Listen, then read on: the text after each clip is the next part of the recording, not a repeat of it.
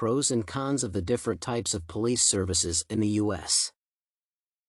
In the United States, decentralized police are responsible for dealing with violations and making peace in their jurisdictions according to their state's legislation. Departments have diverse structures, and, depending on specific needs and staffing or as a response to certain circumstances, services can be contracted, consolidated, and civilianized. Each type has the benefits necessary to improve law enforcement and the sector's employees' conditions or optimize the government's spending. This paper aims to discuss the advantages and limitations of contract, consolidated, and civilianized police services and explore if similar structures are used in other areas of the criminal justice system. Contract police services. Contract police services use the contractual agreement as the main strategy to hire professionals and enable them to provide law enforcement in the area tied to a department.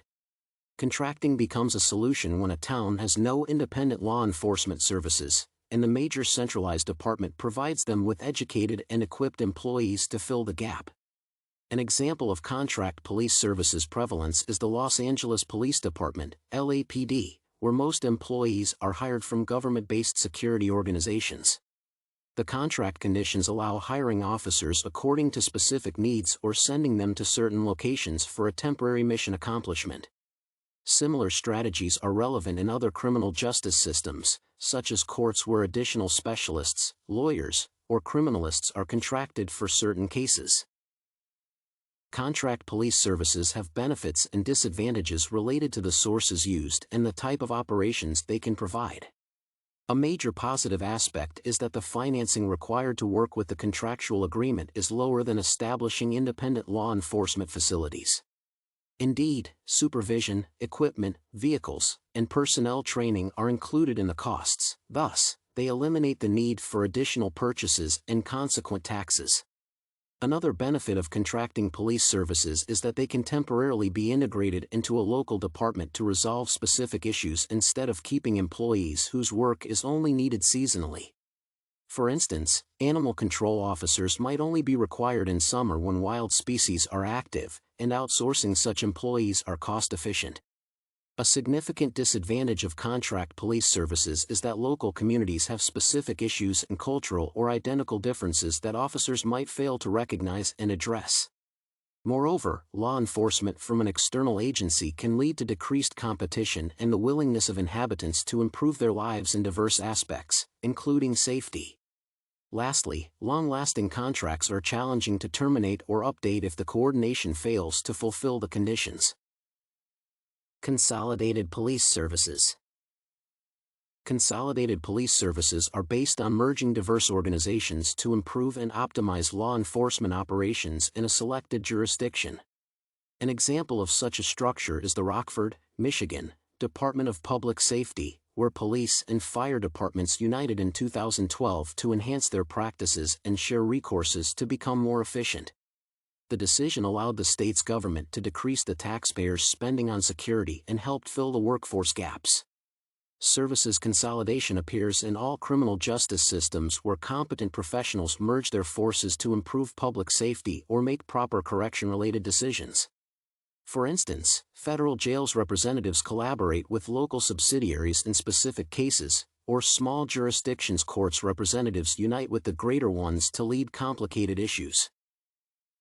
The advantage of consolidated police services is the optimized utilization of equipment, resources, and staffing, resulting in better supervision and higher flexibility necessary during emergencies. The structure is beneficial for jurisdictions where multiple small areas have agencies that could win from collaborating with the major city's department. Building a consolidated police system has a significant financial advantage because it decreases the number of equipment and vehicles necessary to buy and allows taxpayers to avoid double payments for public safety. The main drawback of consolidated police services is similar to the contracted one: challenges in addressing the specific needs of local communities and the lack of understanding of their identities. Furthermore, sharing services can result in corrupt schemes between subsidiaries and the main department, causing underperformance and inequality of labor conditions. Civilianized police services.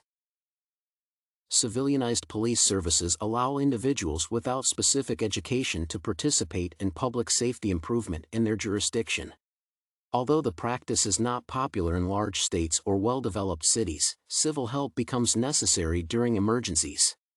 For example, towns that depended on the small departments and sheriff's activities could lack safety services during the COVID-19 pandemic, enabling the inhabitants to take on the duties and assist in hiring temporarily. The correction part of the justice system uses civilianized strategies by involving social workers and volunteers to achieve better results. The advantage of civilianized police services is that there is no specific regulation or limit on people involved, thus, critical situations can be resolved efficiently. However, the lack of legislation is a drawback because of assigning responsibilities and setting salaries for the completed work. Furthermore, a major disadvantage that can cause serious problems is the lack of training and appropriate health conditions among civilianized police service providers. The three types of police services emerged and developed in the United States criminal justice systems to optimize public safety costs and build strong organizations to address the jurisdiction's specific issues. The contracted and consolidated structures allow police-related employees and companies to collaborate or assist each other in delivering safety, and the civilianized one is beneficial when inhabitants' involvement is necessary. As the police are decentralized, diversification of services delivery is essential to maintain efficiency regardless of circumstances.